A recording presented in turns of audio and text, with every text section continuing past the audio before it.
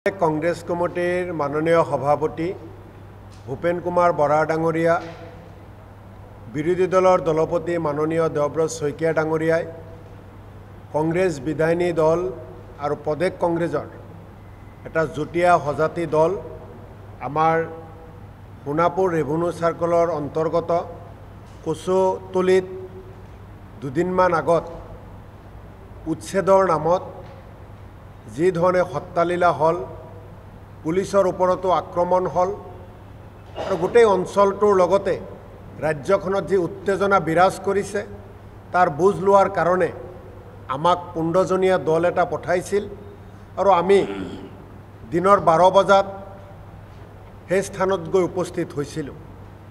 कचुतलिर प्रवेश करार मूल राष्ट्रीय घाइपथर परा जी रास्तारे प्रवेश करिब लागे हे रास्तार दाँतीते और हे रास्तार प्रवेशद्वारत किछु व्यक्ति जिসকলে विभिन्न दल संगठनर बोली दाबी करिছে हेসকলে आमाक प्रवेशत बाधा दिए। आमी सम्मानीय सकलो विधायकসকলে और आमार दलर प्रतिनिधिসকলে हे बाधा दिया हे व्यक्तिসকলক आमी अनुरोध जनाइছিলোঁ जे आपनालोকৰ मनर जिखिनि क्षोभ आपनालोকৰ मनर जिखिनि आक्षेप आपनालोকৰ जिखिनि न्याय्य दाबी সেইবিলাকৰ বিষয়টো আমি কথা পাতিম। আমি কংগ্ৰেছ দলৰ ফালৰ পৰা আহিছোঁ, আমি সকলো দল সংগঠনৰ লগতো বহিম, উচ্ছেদিত যিসকল পৰিয়াল আছে তেওঁলোকৰ লগতো বহিম আৰু তাৰ আশে পাশে যিসকলৰ বসতি আছে সেই বসতি স্থাপন কৰি থকা দীৰ্ঘদিন ধৰি থকা সন্মানীয় ৰাইজৰ লগতো বহিম। किन्तु आमार उद्देश्य सफल हब निदिले दल संगठनर नाम लई बीजेपीर निर्देशत तेलोके आमाक नानान धৰণৰ गाली गालाज आमाक अपदस्थ करिले। जोवाकाली अखমৰ माननीय मुख्यमंत्री डांगरिया अखम आरक्षीक आमार दलर दलपति देवव्रत शइकिया डांगरियाय पत्रयोगे जनाई दिছিল आमार प्रतिनिधि दल যাব। राज्यखনত आमी विरोधी दल और प्रधान विरोधी दल हिसाबे राज्यखনত करबात जदि किबा उत्तेजनामय परिवेश হয় करबात जदि अशांति হয় हे परिवेशर लगत थिया होई शांतिर कारणे उत्तेजनापूर्ण परिवेशक शांत करार कारणे कांग्रेस दलर दायित्व और कर्तव्य आछे और हे दायित्व और कर्तव्य पालन करिबोलै जाउते আজি हे जिসকলে बाधा दिले हे बाधा दिया व्यक्तिসকলৰ लगत आरक्षीও सहयोग करा देखा आमी पाइছোঁ। आरक्षीर जी भूमिका तक लब लगिছিল उच्च पर्यायर आरक्षीर विषय तक नियोग करिब लगिছিল आमी देखा नापालो। सब इन्सपेक्टर लेभेलर दुजनमान पुलिस विषय आमी तक देखा पालो और पुलिस जी धरणे तेलोके आमाक आक्रमण करिब ओलाइছিল एदल बीजेपीर सदस्यय तार परा रक्षा करार कारणेও पुलिसे कोनो धৰণৰ व्यवस्था तक नलले। तथापि आमार आक्षेप नाई कांग्रेस आमी दल आमी कांग्रेस दले शांति प्रतिष्ठा करिबोलै जाय कारोबार हाथत जो अपदस्थ हब लगा है तथापि शांति रक्षार स्वार्थत आमी कांग्रेस दले हे काम करिम। आमी एकेबारे स्पष्ट भावे कैছোঁ ट्राइबल बेल्टर उपरत कोनो आक्रमण नकरक तार कारणे कांग्रेस दलर स्टैंड क्लियर।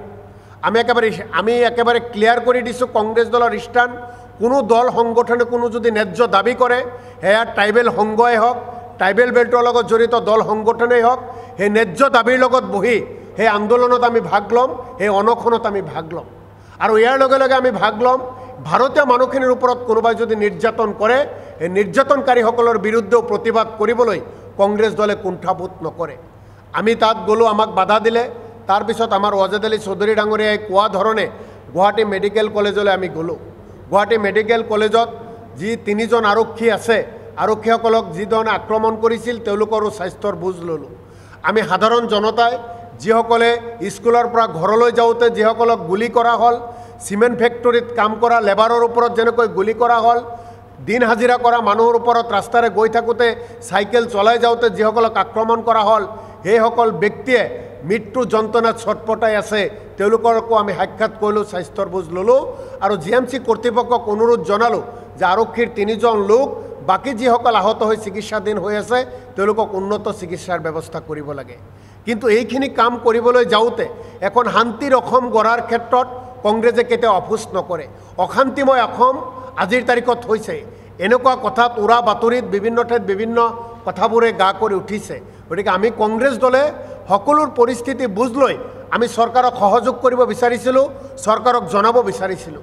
কিন্তু আজি কচুতলিত সেইখিনি ঘটনা কেনেকৈ হ'ল, কি কাৰণে তেনেকুৱা পৰিৱেশ হ'ল, কি কাৰণে আৰক্ষীৰ গুলীত দুজন ব্যক্তি নিহত হ'ব লগা হ'ল, সেই কথাবিলাকৰ কাৰণ আজি চৰকাৰে ৰাইজক জনাব লাগে, ৰাইজক নজনায়। আমি একেবাৰে স্পষ্ট কৰি দিছোঁ, আমাক বিভিন্ন মাননীয় মুখ্যমন্ত্ৰী ডাঙৰীয়াৰ পৰা আৰম্ভ কৰি বিজেপিৰ ফালৰ পৰা আমি কংগ্ৰেছ এটাত যোৱাৰ কাৰণে আমাক খিলঞ্জীয়া বিৰোধী, আমি ট্ৰাইবেল বিৰোধী আমাক সজাবলৈ চেষ্টা কৰিছে। আমি খিলঞ্জীয়া বিৰোধীও নহয়, আমি ট্ৰাইবেল বিৰোধীও নহয়। আমাৰ একেবাৰে স্পষ্ট কথা, এইখন অসমত প্ৰতিজন ভাৰতীয় নাগৰিকে নিৰাপত্তা সুনিশ্চিত হ'ব লাগে, সকলোৱে ভাই ককাৰ দৰে শান্তিপূৰ্ণভাৱে বসবাস কৰিব লাগে। কোনোবাই চৰকাৰী মাটিত বেদখল কৰিছে, এই বেদখলকাৰীসকলক উচ্ছেদ কৰিবলৈ যাওঁতে যেটো মাননীয় সুপ্ৰিম কোৰ্ট আৰু গুৱাহাটী হাইকোৰ্টৰ যিখিনি নিৰ্দেশনা সেইখিনিও চৰকাৰে পালন কৰিব লাগে। দুজনীয়া বিচাৰপীঠে গুৱাহাটীৰ হাইকোৰ্টে এটা নিৰ্দেশ দিছে যে কোনোবাক উচ্ছেদ কৰিবলৈ হ'লে 15 দিন আগতে তেওঁলোকক জাননী প্ৰেৰণ কৰিব লাগে। আমি বেদখল মুক্ত হোৱাটো বিচাৰোঁ, কিন্তু বেদখল মুক্ত কৰিবলৈ যায় তাত ৰক্তপাত হোৱাটো আমি নিবিচাৰোঁ, তাত নিৰ্যাতন হোৱাটো নিবিচাৰোঁ, তাত মানুহৰ সম্পত্তি নষ্ট কৰাটো আমি নিবিচাৰোঁ। আমি একেবাৰে আকৌ আপোনালোকক কৈছোঁ, অসমখন মাননীয় মুখ্যমন্ত্ৰী ডাঙৰীয়াই, অসম চৰকাৰে, আৰক্ষী প্ৰশাসনে শান্তিপূৰ্ণভাৱে চলাব পৰা নাই। অসম ৰক্তময় এখন পৰিৱেশ অসমখনত গতি কৰিছে, আমি সেই গতি কৰিবলৈ নিদিওঁ। কংগ্ৰেছ দলে ইয়াৰ কাৰণে মাত মাতিব।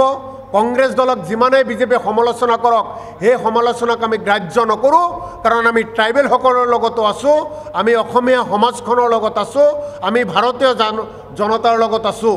আৰু আপোনালোকক এই কথা স্পষ্টভাৱে কওঁ, ইয়াৰ কাৰণে আমাৰ দলপতি দেৱব্ৰত শইকীয়া ডাঙৰীয়াই আজি যেহেতু আমাক প্ৰৱেশ কৰিব নিদিলে, বিধানসভাৰ মাননীয় অধ্যক্ষ ডাঙৰীয়াক পত্ৰ প্ৰেৰণ কৰা হৈছে, সৰ্বদলীয় এটা টিম, সৰ্বদলীয় বিধায়কৰ এটা টিম গঠন কৰি দিয়ক।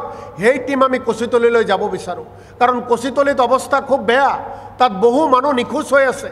তাৰ মানুহে চিকিৎসা পাইছেনে নাই, তাৰ মানুহে দুবেলা দুমুঠি খাবলৈ পাইছেনে নাই, তাৰ মানুহে পানী খাবলৈ পাইছেনে নাই, তাৰ মানুহ কি পৰিৱেশত আছে, এই কথাটো এজন মানৱ জাতিৰ এজন মানৱ হিচাপে প্ৰতিজন মানৱ জাতিৰ প্ৰতিজন মানুহৰ দায়িত্ব আৰু কৰ্তব্যত পৰে।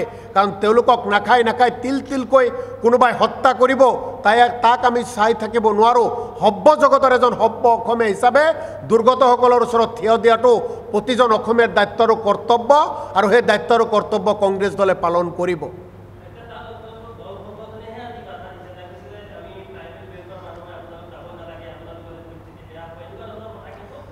চাওক, দল সংগঠনে কোনোবা জাতিৰ কাৰণে, দেশৰ কাৰণে, সমাজৰ কাৰণে ভাল কাম কৰিব, তাত আমাৰ আদৰণি আছে। আমি দল সংগঠনক বাৰে বাৰে অনুৰোধ কৰিছিলোঁ যে আপোনালোকৰ মনৰ কথানো কি, আপোনালোকৰ দাবী কি কি, সেই কথাবিলাক কংগ্ৰেছেও ক'ব, কিন্তু তেওঁলোকে আমাৰ কথাই নুশুনে। আপোনালোকৰ সংবাদ মাধ্যমৰ কেমেৰা তাত আছিল, সাংবাদিক বন্ধুসকল আছিল, দল সংগঠনৰ নেতৃত্ব দিয়া ব্যক্তিসকল শালীনতা বজাই সকলো কাম কৰিব লাগে। কিন্তু তাত যিধৰণে ব্যৱহাৰ আমাৰ লগত কৰিছে, মই ভাবোঁ তেনেকুৱা ব্যৱহাৰ অসমত হ'ব নালাগে। গতিকে দল সংগঠনৰ প্ৰতি আমাৰ সকলো সময়ত ভাল, তেওঁলোকৰ প্ৰতি শ্ৰদ্ধা ভক্তি আছে, কিন্তু দল সংগঠনক আইন হাতত তুলি ল'ব নালাগে। দল সংগঠনে আমাক সহযোগ কৰিব লাগিছিল, তাত কি কি অন্যায় হৈ আছে আমাক ক'ব লাগিছিল, আমি দল সংগঠনৰ লগত থিয় হৈ চৰকাৰক জবাবদিহি কৰিলোহেঁতেন। কিন্তু দল সংগঠনে তেনেকুৱা হ'ব নিদিলে। দল সংগঠনৰ নেপথ্যত বিজেপি আছে, দল সংগঠনৰ নেপথ্যত বিজেপি আছে, একেবাৰে স্পষ্ট।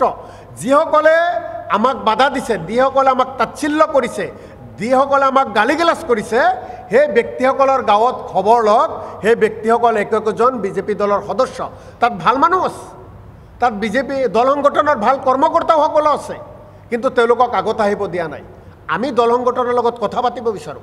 এতিয়াও আপোনালোকৰ জৰিয়তে দল সংগঠনৰ প্ৰতি আহ্বান জনাওঁ, সেই কচুতলিত যিসকল দল সংগঠনৰ ব্যক্তি আছে, বহক কংগ্ৰেছৰ লগত, কংগ্ৰেছৰ নেতৃত্বৰ লগত বহক।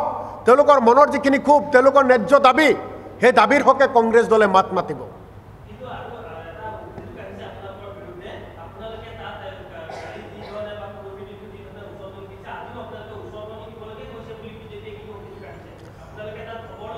আমি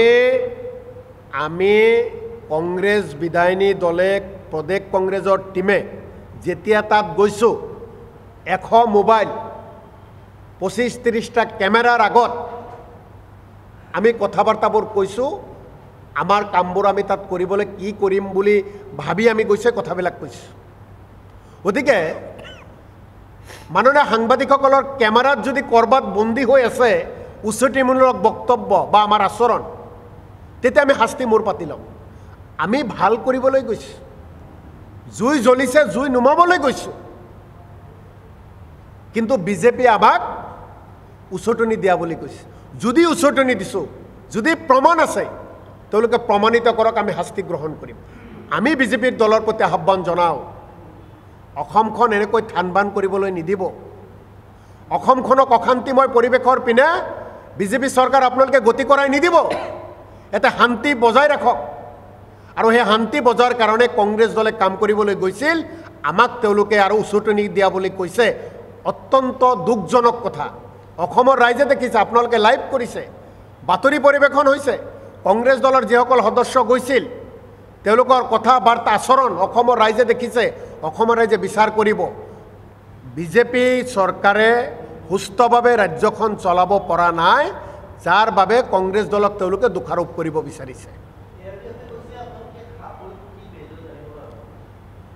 চাওক ইউডিএফৰ কথাত কোনো উত্তৰ নিদিওঁ ইউডিএফৰ আজিৰ তাৰিখত প্ৰধান কথা হ'ব লাগে কচুতলিত যিখিনি অন্যায় হৈছে কচুতলিত যিখিনি হিংসা জৰ্জৰিত এটা পৰিৱেশ হৈছে তাত কেনেকৈ শান্তি আনিব পাৰি তাৰ কথাবিলাক পাতিব লাগে চৰকাৰ কেন্দ্ৰত বিজেপি ৰাজ্যত বিজেপি তেওঁলোকক জবাবদিহি কৰিব লাগে তাৰ পৰিৱৰ্তে কংগ্ৰেছক জবাবদিহি কৰি দল সংগঠনৰ কথা মই কেৱল এটা কথা আপোনালোকক ক'ব বিচাৰিছোঁ যেতিয়া কাৰ বিৰুদ্ধে আন্দোলন হ'ল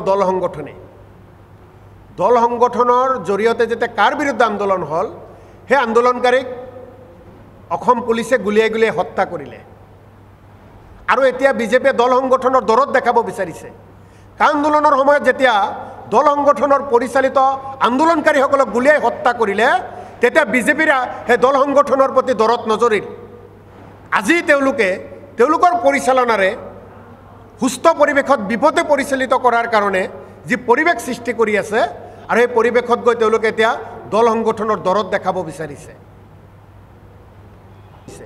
ধুবুৰী ৰিজাল্টটোত ৰাইজে বুজাই দিছে মই ভাবোঁ ইউডিএফে সেই কথাবিলাক বুজি পাব লাগে চাওক ইউডিএফৰ বিষয়ে কোনো কথা নকওঁ কচুতলিত শান্তি ঘূৰাই আনিব লাগে ৰাজ্য চৰকাৰে কচুতলিত কি কাৰণে আৰক্ষীৰ ওপৰত আক্ৰমণ হ'ল আৰক্ষীয়ে কি কাৰণে গুলি কৰিব লগা হ'ল কি কাৰণে মানুহ মৃত্যু হ'ব লগা হ'ল কি কাৰণে মৃত্যু যন্ত্ৰণাত গুলি দেহত লৈ জিএমচিৰ বিচনাত ছটপটাই থাকিব লগা হৈছে নিৰীহ ৰাইজ তাৰ বিষয়ে তদন্ত হ'ব লাগে আমি সেইবিলাকৰ কাৰণে ৰাজ্য চৰকাৰৰ পৰা অসমৰ ৰাইজৰ হৈ তেওঁলোকৰ পৰা জানিব বিচাৰিছোঁ মুখ্যমন্ত্ৰী ডাঙৰীয়াই স্পষ্টভাৱে জনাব লাগে কি পৰিস্থিতিৰ কাৰণে এনেকুৱা ঘটনা হ'বলৈ পালে